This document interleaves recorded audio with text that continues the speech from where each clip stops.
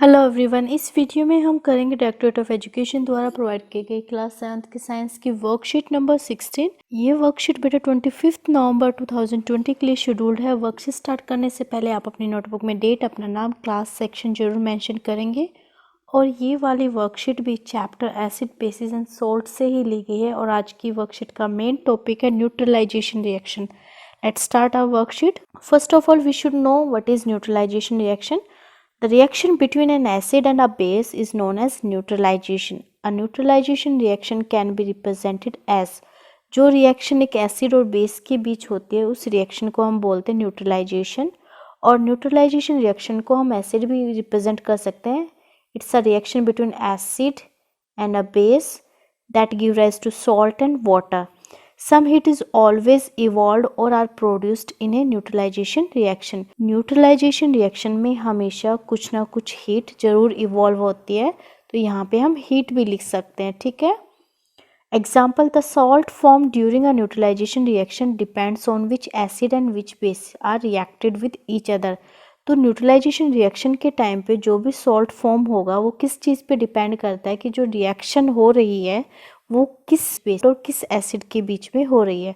When sodium hydroxide is treated with hydrochloric acid, then a neutralization reaction take place to form sodium chloride and water.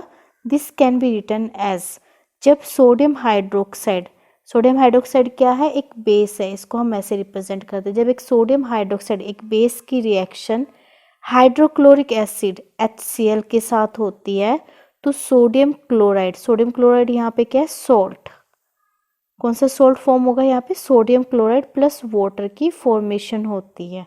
ठीक है. और इस reaction को हम अगर केमिकल फॉर्मूले से अगर हमें लिखना है तो हम ऐसे लिखेंगे जैसे मैंने लिखी है. और इसको हम ऐसे भी लिख सकते हैं, sodium hydroxide plus hydrochloric acid give rise to sodium chloride as a salt and water.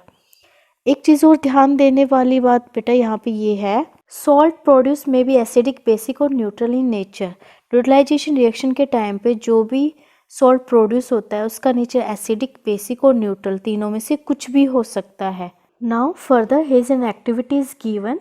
Take 1/4 of a test tube filled with dilute hydrochloric acid. हमें एक टेस्ट ट्यूब लेनी है और उसमें 1/4 टेस्ट ट्यूब में हमें क्या डालना है, डाइल्यूट हाइड्रोक्लोरिक एसिड लेना है. ठीक है. सबसे पहले हम एक टेस्ट ट्यूब लेंगे, उसमें 1/4 में हम क्या डालेंगे, hydrochloric acid. The hydrochloric acid solution is colourless. जो हाइड्रोक्लोरिक एसिड सॉल्यूशन है वो कैसा होता है, कलरलेस होता है, इसको कोई रंग नहीं होता, रंगहीन होता है. ऐड 2 और 3 drops of phenolphthalein indicator to the acid in the test tube. और इसी टेस्ट ट्यूब में जिसमें हमने हाइड्रोक्लोरिक एसिड लिया है उसमें हम 2 से 3 ड्रॉप्स किसकी डालेंगे, फिनोफ्थलीन की डालेंगे. फिनोफ्थलीन क्या है, एक इंडिकेटर है. ठीक है. Shake the test tube gently, और हल्के से हमें टेस्ट ट्यूब को हिलाना है. Phenolphthalein indicator is colourless. जो फिनोफ्थलीन इंडिकेटर है ये भी कैसा होता है, कलरलेस, इसका भी कोई रंग नहीं होता, रंगीन होता है. There is no change in the colour of phenolphthalein indicator on adding it to the hydrochloric acid solution. जब हम इसे हाइड्रोक्लोरिक एसिड सॉल्यूशन में इसे डालेंगे फिनोफ्थलीन इंडिकेटर को, इसके कलर में कोई चेंज नहीं आएगा. यानी कि जो फिनोफ्थलीन और हाइड्रोक्लोरिक एसिड का जो सॉल्यूशन है टेस्ट ट्यूब में वो कैसा होगा, कलरलेस. फिर हमें क्या करना है, take some sodium hydroxide solution in a dropper. एक ड्रॉपर में कुछ सोडियम हाइड्रोक्साइड सॉल्यूशन लेंगे, यानी कि हम बेस लेंगे. Add the sodium hydroxide solution to the hydrochloric acid in the test tube dropwise. फिर हम जो टेस्ट ट्यूब थी जिसमें हाइड्रोक्लोरिक एसिड और फिनोफ्थलीन इंडिकेटर था उसमें dropwise sodium hydroxide solution डालेंगे. Continue to add sodium hydroxide solution drop by drop. Still a light pink colour just appear in the solution in the test tube. और हम ये जब तक डालते रहेंगे इसमें drop wise drop sodium hydroxide solution जब तक हमें लाइट पिंक कलर दिखाई ना देने लग जाए. We then stop adding more of sodium hydroxide solution. जैसे हमें लाइट पिंक कलर इसमें नजर आने लग जाएगा हम स्टॉप कर देंगे और इसमें सोडियम हाइड्रोक्साइड सॉल्यूशन नहीं डालेंगे. At this stage all the hydrochloric acid taken in the test tube has been completely neutralized by the sodium hydroxide base. इस स्टेज पे जितना भी इसमें हाइड्रोक्लोरिक एसिड था वो completely न्यूट्रलाइज हो गया है, किसके द्वारा, सोडियम हाइड्रोक्साइड बेस के द्वारा. Thus a neutralization reaction has taken place in the test tube.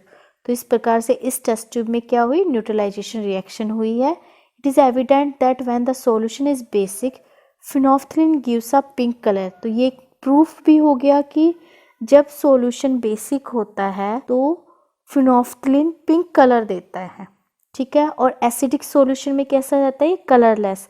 On the other hand when the solution is acid it remains colourless.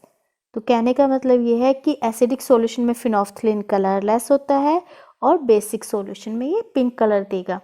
If we touch the test tube immediately after the neutralisation reaction is over, अगर हम neutralisation reaction के ख़त्म होने के just बाद, तुरंत बाद, immediately test tube को टच करके देखेंगे, we will find that the test tube to be somewhat hot. तो हमें महसूस होगा कि जो टेस्ट ट्यूब है वो थोड़ी सी गर्म है। This is because some heat is evolve during the neutralisation reaction. ऐसा इसलिए हुआ क्योंकि न्यूट्रलाइजेशन रिएक्शन के दौरान कुछ हीट इवॉल्व हुई, रिलीज हुई है। This heat raises the temperature of reaction mixture and makes the test tube feel hot. और इसी हीट के कारण जो रिएक्शन मिक्सचर उसका टेम्परेचर राइज अप हुआ, इंक्रीज हुआ है, और जिससे जो टेस्ट ट्यूब है वो हमें थोड़ी गर्म महसूस हुई है। तो बेटा यही सब कुछ यहाँ पे पिक्चर की हेल्प से भी दिखाया गया है। अब क्वेश्चन आंसर्स डिस्कस करते हैं। फर्स्ट क्वेश्चन है, what name is given to the reaction in which an acid reacts with a base to form salt and water.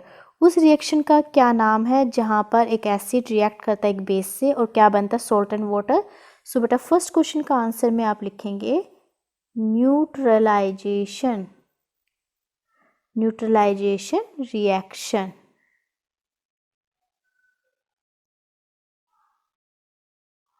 ठीक है, ये हो गया आंसर नंबर फर्स्ट क्वेश्चन का आंसर हो जाएगा न्यूट्रलाइजेशन रिएक्शन। सेकंड क्वेश्चन है, sodium hydroxide and hydrochloric acid neutralise each other. Sodium hydroxide is a base and hydrochloric acid is an acid. Neutralise each other, एक दूसरे को neutralise कर देते हैं, and form salt and water, और salt and water की formation कर दे। तो ये स्टेटमेंट बिल्कुल ट्रू है। क्या आएगा यहाँ पे, ट्रू। ठीक है, अब थर्ड क्वेश्चन देखते हैं। पहले वीडियो पॉज करके आप इन्हें कर लीजिए। Salt produce during neutralisation reaction में भी, जो सॉल्ट प्रोड्यूस होता है न्यूट्रलाइजेशन रिएक्शन में वो कैसा हो सकता है, that can be acidic, basic and neutral. ठीक है, वो एसिडिक भी हो सकता है, बेसिक भी हो सकता है और न्यूट्रल भी हो सकता है। ये हो गया थर्ड क्वेश्चन। अब फोर्थ क्वेश्चन है, explain why if we touch the test tube immediately after carrying out the neutralization reaction of an acid and a base in it, it is found to be somewhat hot. Explain करना है कि जब हम test tube को reaction होने के बाद, neutralisation reaction होने के इमीडिएट बाद अगर टच करके देखें तो वो कहीं ना कहीं हमें थोड़ी गर्म सी महसूस होती है। ऐसा क्यों होता है? तो इस क्वेश्चन के आंसर में बेटा आप यहाँ से लिखेंगे, if we touch the test tube immediately after the neutralisation reaction is over, we will find the test tube to be somewhat hot. This is because some heat is evolved during the neutralization reaction. This heat raises the temperature of reaction mixture and makes the test tube feels hot. ये हो गया answer number 4। ठीक है, फिर Covid से related एक message है, to stay safe in the fight against कोविड-19 वियर अ मास्क। सो बेटा इस वीडियो में इतना ही। Thanks for watching this video. Please like share subscribe my channel. Thank you.